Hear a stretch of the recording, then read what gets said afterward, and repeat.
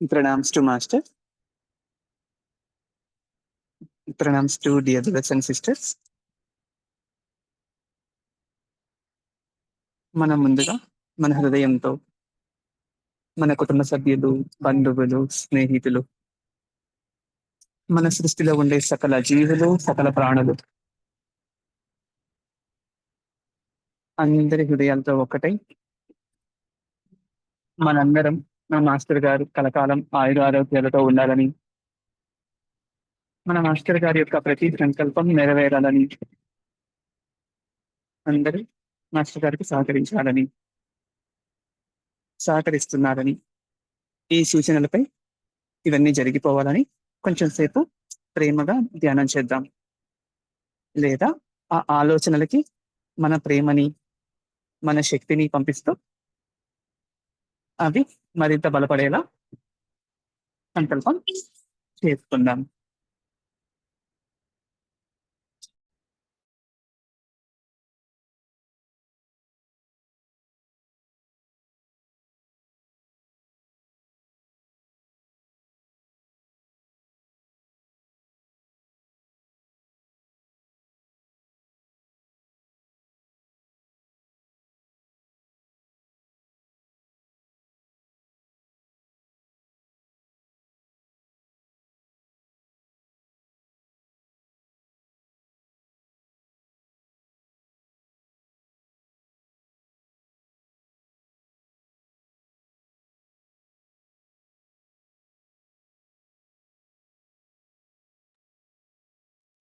Okay అండి.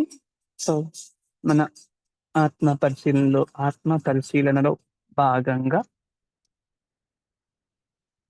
నూతన సంవత్సరం మనం ఏ సంకల్పం చేసుకున్నాం ఒకసారి గుర్తు తెచ్చుకొని ఈ సెషన్ ప్రారంభిద్దాం. అలాగే ముందుగా మనం మన సహజ మార్గంలోకి ఏ లక్ష్యంతో జాయిన్ అయ్యాం, ఏం సాధిద్దామని, ఏం సాధించాలని, ఎందుకోసం ధ్యాన సాధన ప్రారంభించాము ఒకసారి గుర్తు తెచ్చుకునే ప్రయత్నం చేద్దాం.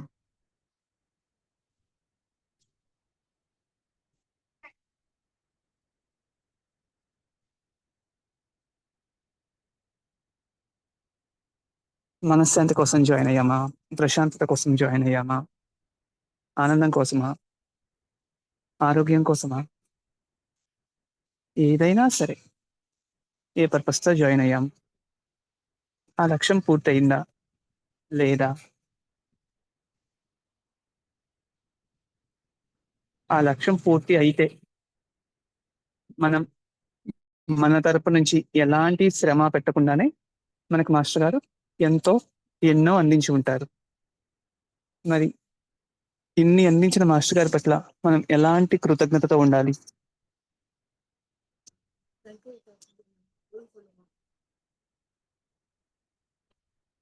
మాస్టర్ గారి నుంచి మనం ఏం పొందుతున్నాం, మనం తిరిగి ఆయనకి ఏమి ఇస్తున్నాం?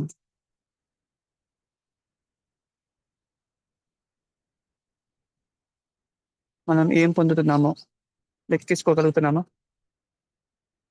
గుర్తిస్తున్నామా?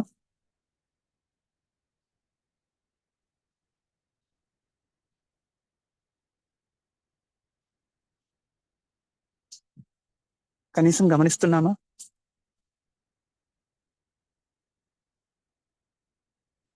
ఓకే, నెక్స్ట్ మరి ఇన్ని పొందినందుకు మరి మనం తిరిగి ఆయనకి ఏమి ఇవ్వగలం?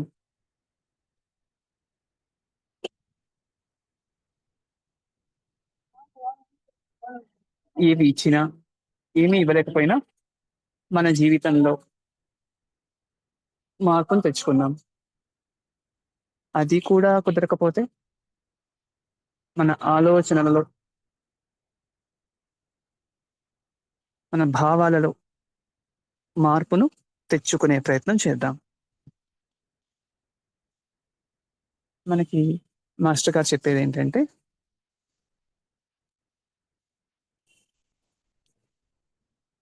మాస్టర్ గారికి తిరిగి ఏమీ ఇవ్వలేకపోయినా మన ఆలోచనల్లో, మనం చేసే పనుల్లో మార్పు తెచ్చుకుంటే చాలా సంతోషం. సరే, ఒకవేళ చేసే పనుల్లో మార్పు తెచ్చుకోలేకపోయినా కనీసం మన ఆలోచనల్లో ఉన్న మార్పు తెచ్చుకోవడం కోసం మనం ప్రయత్నం చేసినప్పుడు అదే మనం మాస్టర్ గారికి ఇచ్చే పెద్ద గిఫ్ట్. మన జీవితంలో ఒక శాశ్వతమైన, సమున్నతమైన మార్పు.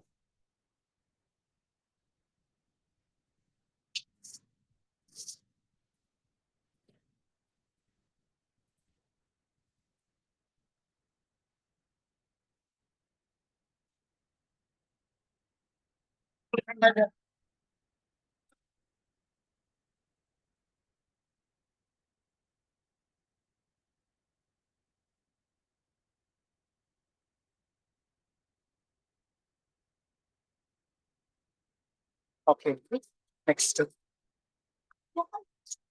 నిన్న చెప్పుకున్న దానికి కంటిన్యూషన్ గా మళ్ళీ ఇవాళ కొంచెం కొనసాగించుకుందాం.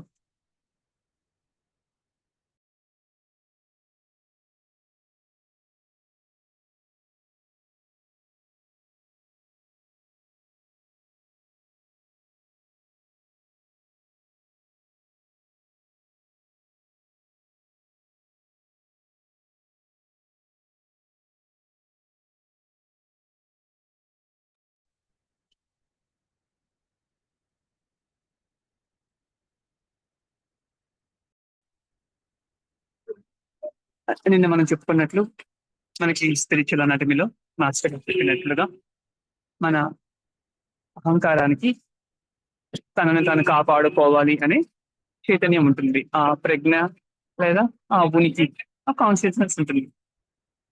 తనని ఎవరో ఏదో చేసేస్తున్నారు, తనకు ఏదో నష్టం జరిగిపోతుంది, తన తను ఏమో అయిపోతుంది అని భయపడుతూ ఉంటుంది. అలా కాకుండా ఆ మన అహంకారానికి మనం ఒక స్పష్టతనిచ్చినప్పుడు ఒక అది కూడా ఒక లక్ష్యాన్ని ఏర్పాటు చేసుకొని మనకు సహకరించడం ప్రారంభిస్తుంది.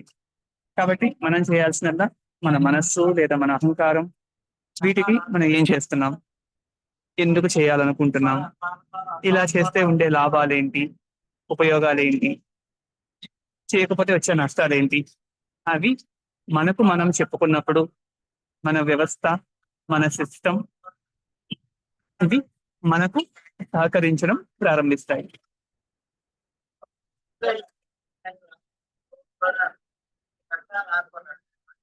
మనం జనరల్ గా మనల్ని ఎవరైనా సలహా అడిగినప్పుడు మంచి మంచి సలహాలు ఇస్తూ ఉంటాం. ఇలా చేసుకోవాలి, అలా చేసుకోవాలి, ఇలా చేసుకుంటే బాగుంటుంది, అలా చేసుకుంటే బాగుంటుంది అని. ఓకే, మంచిది. కానీ మరి మనకు మనం ఏం చెప్పుకుంటున్నాం? ఎవరికన్నా సమస్య వచ్చి మనల్ని సలహా అడిగితే మంచి సలహా ఇస్తాం.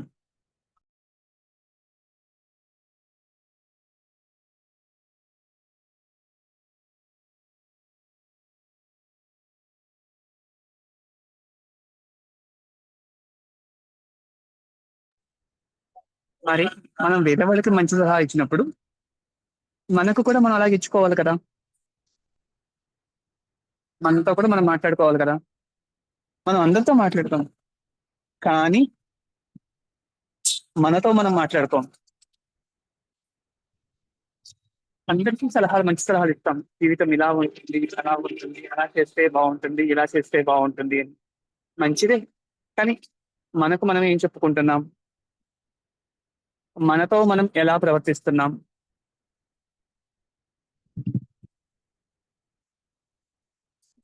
మనం చెప్పే సజెషన్ కి మన బాడీ, మన మైండ్, మన ఎమోషన్స్ ఇవన్నీ ఎలా స్పందిస్తున్నాయి అనే దాన్ని బట్టే విజయం అనేది ఆధారపడి ఉంటుంది. ఉదాహరణకి కొంతమంది పొద్దున్న 5కి లేవాలంటే అలారం పెట్టుకోకముందే కొంతమందికి 4 మెలకు వస్తుంది.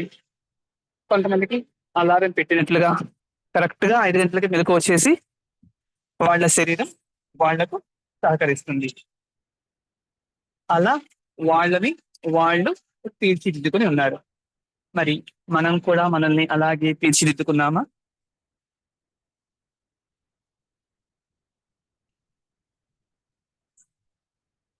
సో మనం ఏదైనా ఒక పని చేయాలనుకున్నప్పుడు మనం చేయాలనుకున్న పనిని మనతో మనం కూర్చొని ఇలా చేస్తే బాగుంటుంది, ఎలా చేస్తే బాగుంటుంది, ఎలా చేయాలి అని ఆలోచించుకొని మన మనస్సుతోనే మన శరీరానికి మనం చెప్పినప్పుడు అవి కూడా మరింతగా మనకు సహకరించడం ప్రారంభిస్తాయి.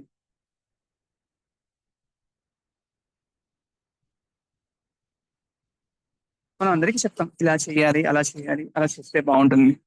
అదే మనకు కూడా మనం చెప్పుకుందాం. ఎలా చేయాలి? ఏం చేయాలి? ఏం చేస్తే బాగుంటుంది? ఎలా చేస్తే బాగుంటుంది? మన బాడీని, మన మనసుని కూర్చోబెట్టుకొని ప్రేమగా వాటికి నేను పొద్దున్నే లేవాలనుకుంటున్నాను. ఇలా లేస్తే మంచిది. లేచి ధ్యానం చేసి అలా రోజంతా ప్రశాంత స్థితిలో, ఆ ప్రేమ నిండిన స్థితిలో రోజుని ప్రారంభిస్తే రోజంతా బాగుంటుంది. రోజు మాత్రమే కాదు, జీవితం అంతా కూడా బాగుంటుంది.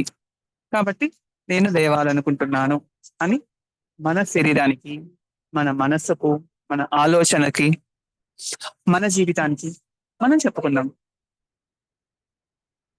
ఈ మధ్య కొన్ని కొన్ని ఫారెన్ పుస్తకాల్లో కూడా మీతో మీరు ప్రేమలో పడండి అని వస్తుంది.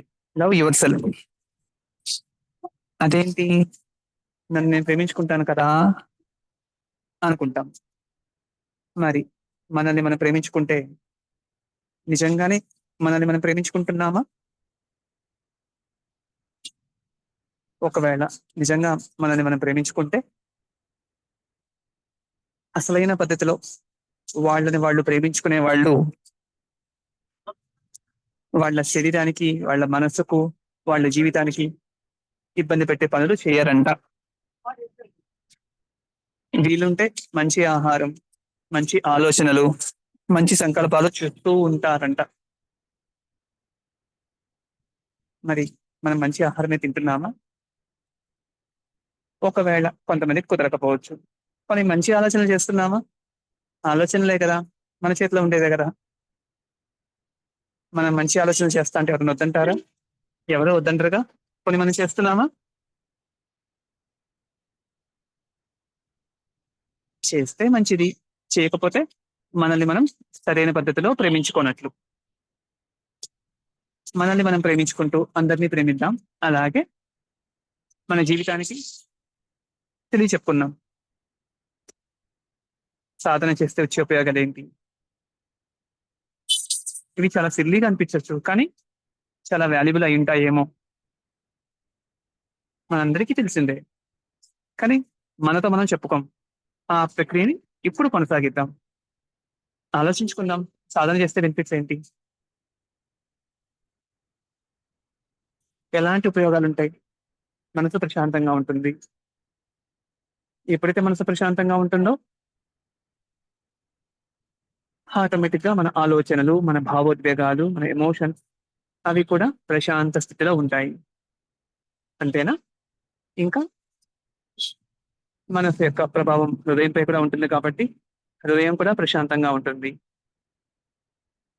ప్రశాంత స్థితిలో ఉన్నప్పుడు గుండె కూడా నెమ్మదిగా, విశ్రాంతిగా పనిచేస్తుంది. రక్తం కూడా సాధారణ స్థితిలో మన శరీరమంతా ప్రసరిస్తుంది. అలా కాకుండా మన గుండె బలవంతంగా, వేగంగా, ఒత్తిడిగా కొట్టుకుంటున్నప్పుడు, ఆ ఒత్తిడి అలాంటి స్థితిలో రక్తాన్ని శరీరమంతా సరఫరా చేస్తుంది కాబట్టి, ఆ ఒత్తిడి శరీరంలో ఉండే ప్రతి అణువులోనూ, ప్రతి కణంలోకి ప్రసరిస్తుంది.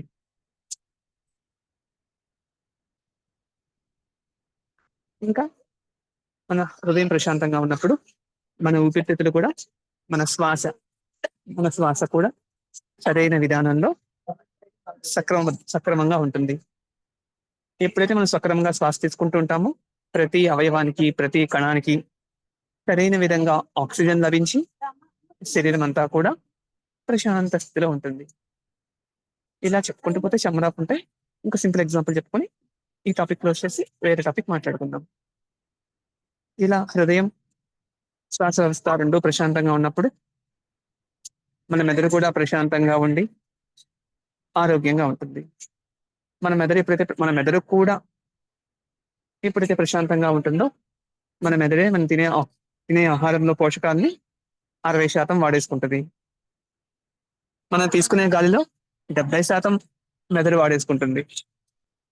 కాబట్టి మన మెదడు ప్రశాంతంగా ఉన్నప్పుడు ఆ ఆక్సిజన్, ఆ పోషకాలు మిగిలిపోయి అవి శరీరంలో మిగతా అవయవాలకి ప్రసరించి మిగతా అవయవాలు, మిగతా కణాలు, శరీరం అంతా కూడా ఆరోగ్యంగా ఉంటుంది. మరి ఇన్ని లాభాలు ఉన్నాయని తెలుసు. వీటి కోసం మనల్ని మనం అడ్జస్ట్ చేసుకుంటున్నామా? చేసుకుంటే మంచిది. చేసుకోకపోతే ఇప్పుడు సంకల్పం చేసుకున్నాం. ఈ క్షణం నుంచి జీవితం కోసం, భగవంతుని కోసం నా జీవితాన్ని నేను సర్దుబాటు చేసుకుంటాను. సర్దుబాటు చేసుకోవాలి అని సంకల్పం చేసుకున్నాం. ఆ సంకల్పం చేసుకొని వదిలేద్దాం. నిజంగా చేస్తామా? చేయగలుగుతామా? ప్రాక్టికల్ గా కుదురుతుందా? కుదరదా? ఇవన్నీ వదిలేద్దాం. కుదిరితే సంతోషం, కుదరకపోయినా ఓకే. కానీ మంచి మాటలు అనుకుంటూ అనుకుంటూ అనుకుంటూ ఉండమంటారు కాబట్టి అనుకుంటూ ఉందాం. నేను మంచిగా ఉండాలి, మంచిగా ఆలోచించాలి, మంచిగా ప్రవర్తించాలి. నిన్న మనం చెప్పుకున్నట్లు మన మనసు కోతి లాంటిది కాబట్టి ఆ కోతి కూడా సక్రమంగా ట్రైనింగ్ ఇస్తే చక్కగా చెప్పిన మాట వింటూ ఉపయోగపడుతూ ఉంటుంది. మరి మనస్సు, మరి మన మనస్సు మన కంట్రోల్లో లేకపోతే మనల్ని ఇబ్బంది పాలు చేస్తుంది కదా. కాబట్టి ప్రేమగా కూర్చోబెట్టి చెప్పుకుందాం. ఇది మనం కొత్తగా చెప్పుకునేది ఏం కాదు. దశ నియమాల్లో లాస్ట్ నియమంలో ఉన్నదే. పడుకోబోయే సమయంలో ప్రశాంతంగా ఉండి రోజంతా ఎలా గడిచిందో పరిశీలించుకొని ఆ రోజు తెలుసో తెలియకో తప్పులు చేస్తుంటే క్షమించమని ప్రేమతో వేడుకుంటూ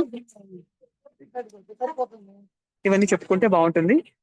కొన్నిసార్లు కొంతమంది కుదరక పని ఒత్తిడి వల్ల చేయట్లేదేమో, కాబట్టి వాటిని మనం ఇప్పుడే ప్రాక్టీస్ చేద్దాం.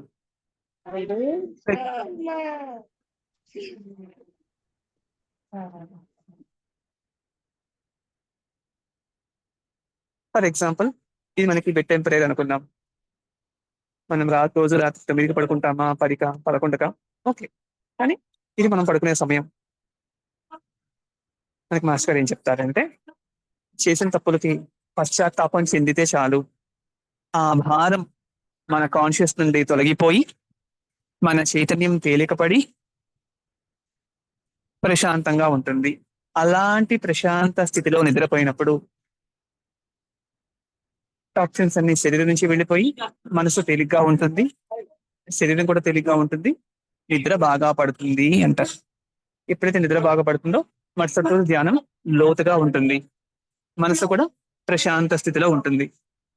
సో ఫైనల్ కాన్సెప్ట్ ఏంటంటే, ఇవాళ మనం ఇప్పుడు బెడ్ టైం ప్రేయర్ లో క్షమాపణ ఎలా వేడుకోవాలి ప్రాక్టికల్ గా చేద్దాం. ఇది మనం పడుకునే సమయం. సో మనకి దశ నియమాల్లో చెప్పినట్టు మన ఎదురుగా మాస్టర్ గారు, భగవంతుడు ఉన్నారు అని ఊహించుకుందాం.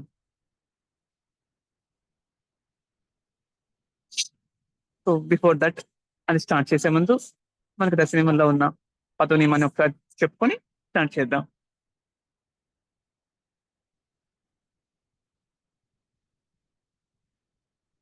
నిద్రించే సమయంలో దైవ సాన్నిధ్య భావనని, అంటే దైవం మన ఎదురుగా ఉన్నట్లే, మన సాన్నిధ్యంలో మన ఎదురుగా మన దగ్గరే ఉన్నట్లు అనుభూతి చెందుతూ, తెలిసి కానీ తెలియక చేసిన పొరపాట్లు క్షమించమని వేడుకుంటూ,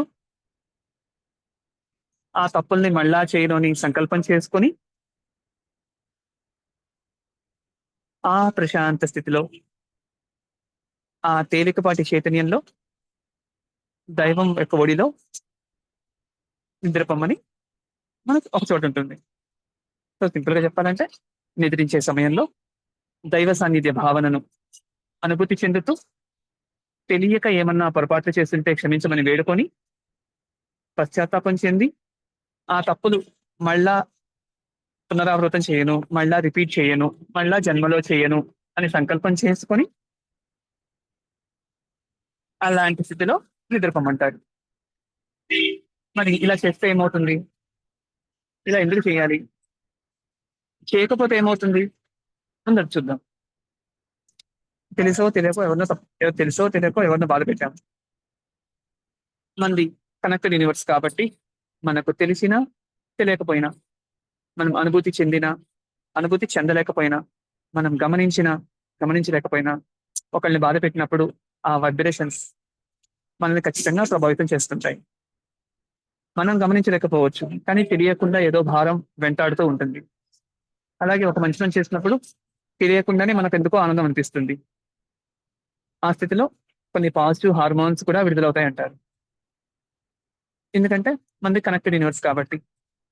ఓకే. సో, తెలుసో తెలియక తప్పు పొరపాటు చేశాం. మన ఎదురుగా మన మాస్టర్ గారు లేదా దైవం ఉన్నట్టు అనుభూతి చెందుతూ, ఇప్పుడు మన శరీరం అంతా ఖాళీగా, ప్రశాంతంగా ఉంది.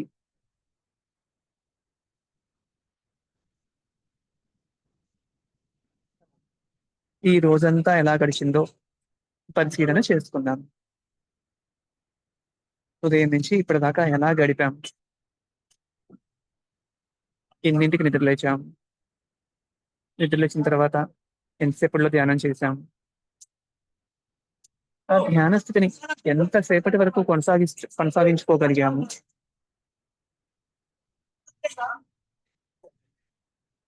ఇక్కడ కొంతమందికి చిన్న ఫీలింగ్ రావచ్చు. మనం ధ్యానం చేశాము. అది నిరంతర స్మరణ అంటే కాన్షియస్‌గా చేసేది ఒక రకంగా, అన్‌కాన్షియస్‌గా చేసేది ఇంకో రకం.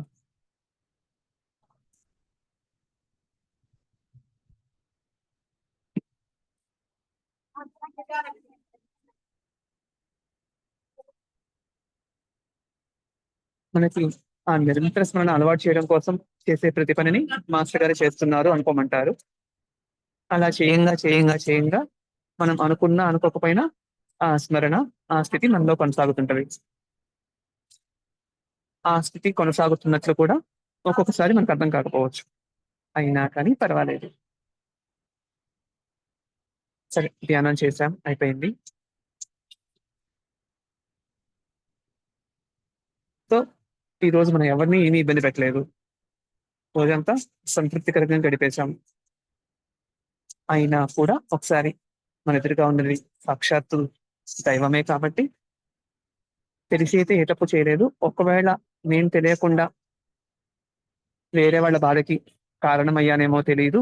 అలా వేరే వాళ్ళు నా మాటతో కానీ, నా ప్రవర్తనతో కానీ, నా ఆలోచనతో కానీ ఏమన్నా ఎవరినన్నా ఇబ్బంది పెట్టుంటే క్షమించండి అని సంకల్పం చేసుకొని ఇలా క్షమాపణ అడిగినప్పుడు మన చైతన్యంలో ఎలాంటి మార్పు జరుగుతుంది గమనిద్దాం. ఈ ప్రాసెస్ మళ్ళీ చెప్పుకుందామండి. ప్రశాంతంగా ఉన్నాము. మన ఎదురుగా దైవం ఉంది. మన ఎదురుగా సాక్షాత్తు భగవంతుడే ఉన్నారు. ఈ రోజు లేదా ఈ జన్మలో కూడా అనుకున్నాం. ఎవరినన్నా ఎవరినన్నా తెలియకుండా పొరపాటుగా ఇబ్బంది పెట్టుంటే నన్ను క్షమించండి అని దైవాన్ని వేడుకుందాం. ఇలా ఈ ఆలోచన చేసినప్పుడు మనలో, మన చైతన్యంలో ఎలాంటి స్థితి కలుగుతుంది? ఎలాంటి మార్పు జరుగుతుంది గమనిద్దాం.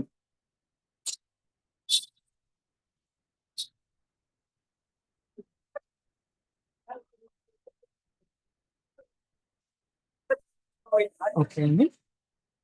క్లోజ్ చేద్దాం.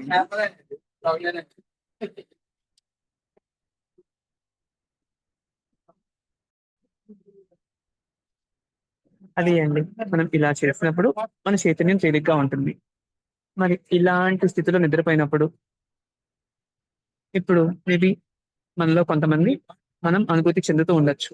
ఏదో భారం తొలగిపోయినట్టు, తెలియకుండా ఏదో బరువు తొలగిపోయినట్టు, మనల్ని ఇబ్బంది పెడుతున్న ఏదో ఒక అంశం మన నుంచి వెళ్ళిపోయినట్లు మనం అనుభూతి చెందగలుగుతాం. కొంతమందికి అనిపించొచ్చు, అనిపించకపోవచ్చు. అనిపించకపోయినా పర్వాలేదు. కానీ ఆ మార్పయితే మనలో ఉంటుంది. ఇలా మన మాస్టర్ గారి ఉనికిని లేదా భగవంతుని మన ఎదురుగా అనుభూతి చెందుతూ ప్రేమ, భక్తి నిండిన హృదయంతో 2, 3 సార్లు ప్రార్థన చేసుకొని ఇదే స్థితిలో ఇలాంటి తేలికపాటి చైతన్యంలో నిద్రపోయినప్పుడు ఆ నిద్ర ఎంత మాత్రమూ నిద్ర కాదు. యోగ నిద్ర. అది ఒక సుదీర్ఘమైన ధ్యానం. అది నిద్ర కాదు, ధ్యానం అంటున్నారు మాస్టర్ గారు. సో, కాబట్టి మనం ఉదయం పూట ధ్యానం ఒక్కోసారి కొంతమందికి ఇంట్లో పనుల వల్ల కుదరొచ్చు, కుదరకపోవచ్చు. కానీ బెడ్ టైమ్ ప్రేయర్‌లో మాత్రం వీలు చేసుకుందాం. బెడ్ టైమ్ ప్రేయర్ కూడా సరిగ్గా చేయడానికి కొంతమందికి అవకాశం ఉండకపోవచ్చు. పర్వాలేదు. అయినా కూడా ప్రయత్నం చేద్దాం. ఇలా ఈ విధంగా బెడ్ టైమ్ ప్రేయర్ చేయగలిగితే అది ఒక సుదీర్ఘమైన ధ్యానం.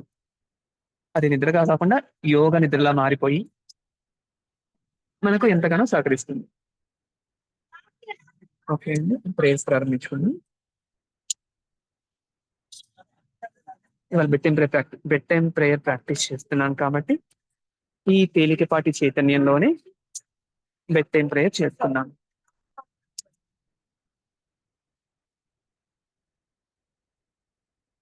ఓం మాస్టర్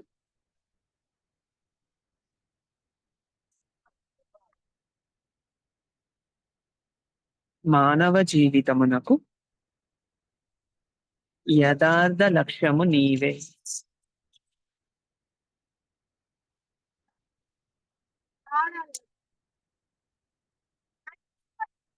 మేము ఇంకను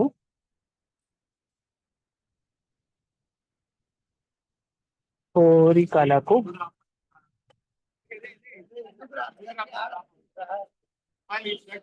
బానిసలమై ఉండుట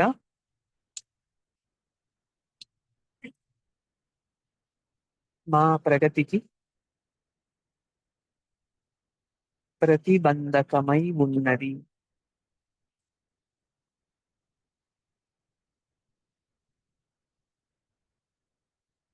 మమ్ము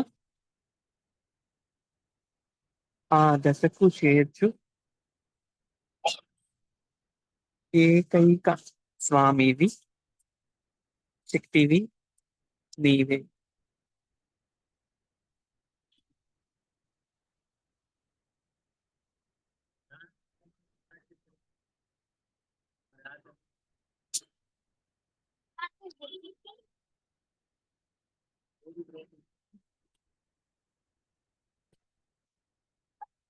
అందరి హృదయాలు ప్రేమ మరియు భక్తి భావంతో నిండిపోయాయి. అందరూ సరైన అవగాహనతో, సరైన ఆలోచన దృక్పథంతో, నీతి నిజాయితీతో ధర్మబద్ధంగా నడుచుకుంటున్నారు.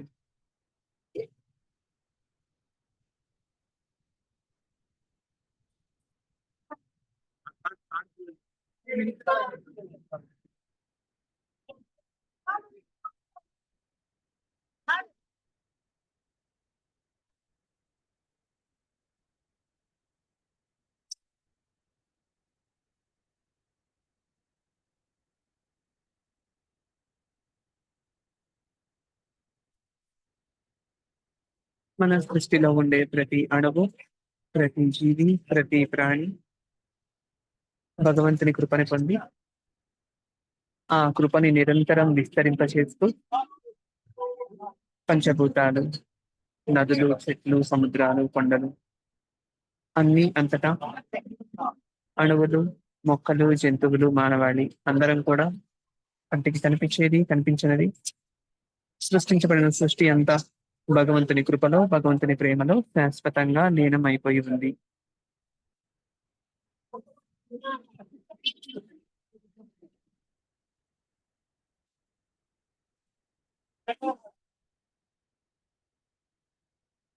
ఈ ప్రశాంత స్థితి మన కుటుంబ సభ్యుల్లో, మన జీవితంలో, అందరి జీవితాల్లో, అన్ని అంశాల్లో అంతటా ప్రసరించి శాశ్వతంగా ఉంది.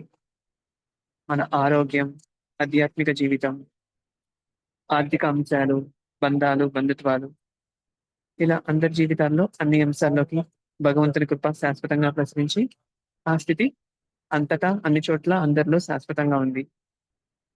ఈ స్థితిని మన శరీరం లోపల, మన శరీరం బయట, ఇదే స్థితి మన కుటుంబ సభ్యుల్లో కూడా విస్తరించింది అని అనుభూతి చెందుతూ ఈ స్థితిలో ఈ స్థితిలోనే రోజువారీ పనులు చేసుకునే ప్రయత్నం చేస్తూ మళ్ళా పడుకునే సమయంలో ఈ స్థితిని గుర్తు తెచ్చుకొని ఈ ప్రశాంత స్థితిలోనే అన్ని పనులు చేసుకుంటూ ఈ ప్రశాంత స్థితిలోనే నిద్రించే ప్రయత్నం చేద్దాం. Thank you master. Thank you.